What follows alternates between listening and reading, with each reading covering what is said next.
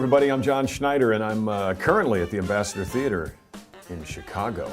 But right now, I'm in a little cool room at Broadway.com because I hear you have some questions you'd like me to answer, and I don't want them to know the answers, okay? Just between us. Jen, what did I have for breakfast today? I had 3 eggs. I had some boar bacon. Yeah, I really did. A half a cantaloupe and 2 pieces of toast with a little bit of butter and honey on it. I like honey. And I also had a cup of coffee with honey in it. I like honey. Did I say that? If I had to drag it out and be one of these folks, Catherine, I would definitely be Velma. I'd have to be Velma because, as far as I'm concerned, Velma wins because she got to kill 2 people. 2 people. Dawn, I talked to Tom Wopat about playing Billy Flynn, and his concern was for the song Razzle Dazzle, because there's so many words in Razzle Dazzle. He called it that something something song with all the weird something words in it. You have to fill those in for yourself. So he advised that I go over Razzle Dazzle over and over and over until I was sure that I knew the words, and then do it again so that I wouldn't mess it up. Which makes me think that perhaps somewhere Wopat might have gotten some vociferous words incorrect. What do you think? Angelo, my favorite part of the show by far is the courtroom scene. We do this wonderful courtroom scene where it goes just like this, and there are music cues and hits, and it's wonderful, wonderful slapstick, very much like Abbott and Costello. That's my favorite part. I actually live for that part. There's no singing in that part. I love to sing, but that's my favorite because it's so funny. Elizabeth, my goodness. The biggest difference between a television audition or television acting, it's kind of the same, and a Broadway audition is that on television you have to be, can you tighten that camera up really tight? Tighten it really, okay. On television you've got to act like this. Oh my God, there's somebody over there. Or maybe I'd love you more than anything in the world. In my heart, in my soul. So you see, I'm in this little tiny box, I'm small. But on Broadway, widen it out on Broadway. I love you, baby. I love you more than anything in the world. Oh my God, there's a monster. It's a little different. You know what's fun is when you watch somebody that's doing stage acting on television. They have a word for that. Stink.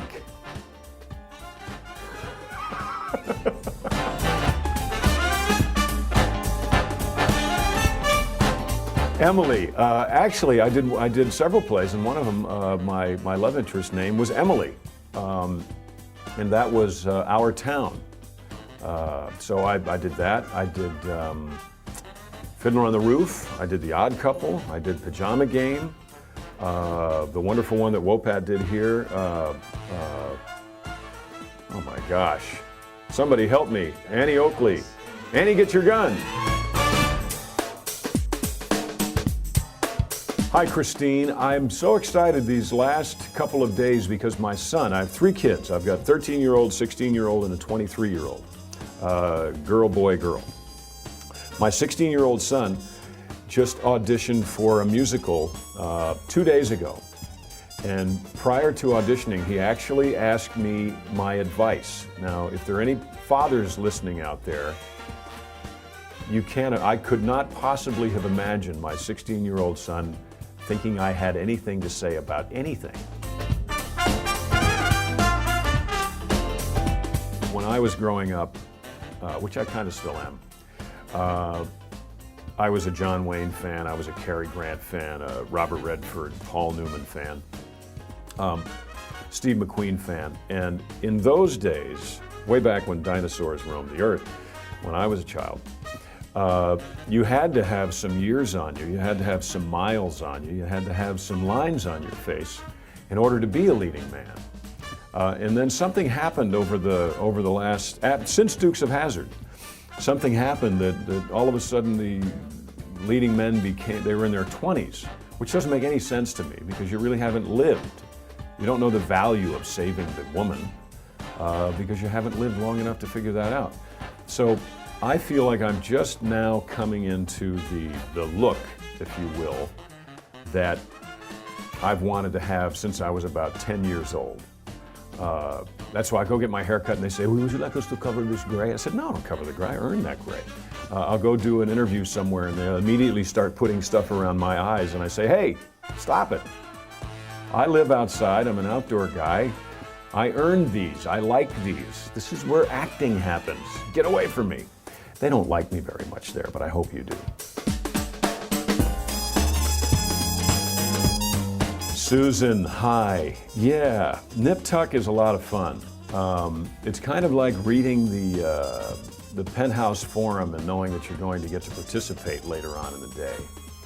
I really enjoy the freedom that you have on Nip Tuck, not only the sexual freedom, which there is, it's pretty insane, but the freedom that you have to do character-wise anything that really comes to mind. Case in point, I did an episode that was on not too long ago where Kimber had taken some sleeping pills and I reached over lovingly and kissed her on the shoulder and then I grabbed the sleeping pills and then smooched her and then I threw the sleeping pills angrily against the wall. I kind of made that up. So that was freeing. And we were naked, all three of us, when we did that. And that was okay. Carol, why, wow, what a question. I like just, I'm one of the, I don't like anchovies. I don't like okra. I like pine nuts and pepperoni and cheese. Pine nuts, pepperoni, and cheese. How about that? But none of them little fish. Wow, Noni, hi. You know, I'm still kind of stuck in the old country singers land. I still don't think there's a better voice than Merle Haggard. I don't think there's a better storyteller than Johnny Cash. So I still love those folks.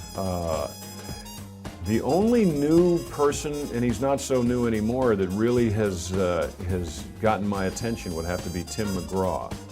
I think he's pretty terrific, and basically because he's such a good storyteller. Tony, hi. My wife saw that episode. I was not a big Sex in the City watcher.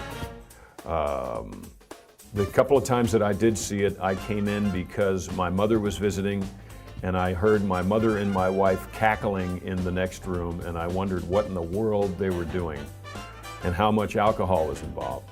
But my wife did tell me that she had seen the Bo Delicious t-shirt on the show, and that was really cool because then it came out in stores. You could buy a t-shirt, I think you still can, although now it's probably in Walmart or Target.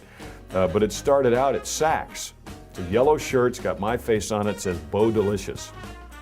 And that was pretty cool. For 15 or 20 minutes that year, I was pretty cool again. Oh, wow. Jeffrey, Grand Hotel was a wonderful time for me. I did the show 487 times. I got to perform with Sid Charisse, which was a wonderful, wonderful honor. But the relationship I recall with the most amount of love and sadly sadness was my dresser. His name was Otis Gustafson. Otis.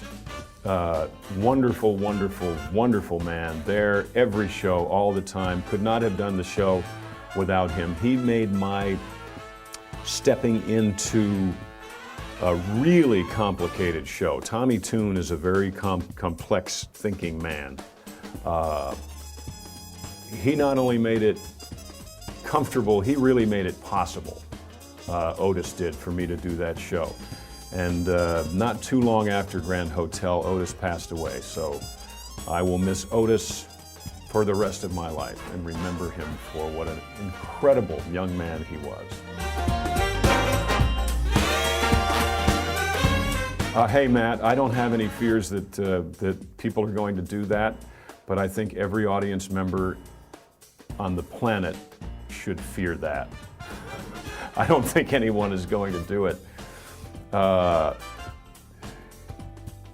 can't imagine. Can you imagine?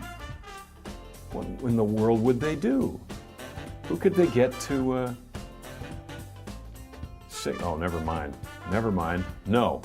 No fears. No worries. Can't imagine it. Not on my wildest day. Kristen, gosh, we had something happen just the other day that it wasn't my mistake, but it's one of the funniest things I've ever seen.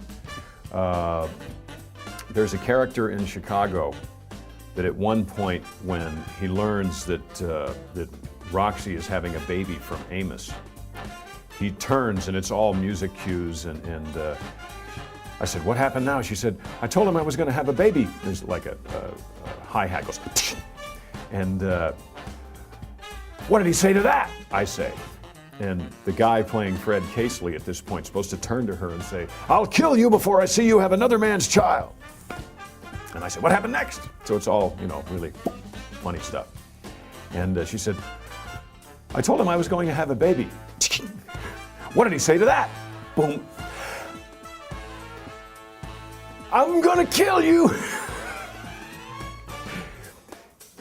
He was facing us. He was not facing, the audience didn't see that. It was just the whole very serious group of Chicago folks. It's a show about how to get away with killing your spouse, okay? A musical about how to kill your spouse. And we're there very serious. And this guy had a look on his face like, oh my God, please someone kill me now. And you could see everybody in Chicago, you could feel them laughing, and with a serious look on their face, they're going, It was the most fun moment I've had on stage in a long, long time. So there you go. And it wasn't me.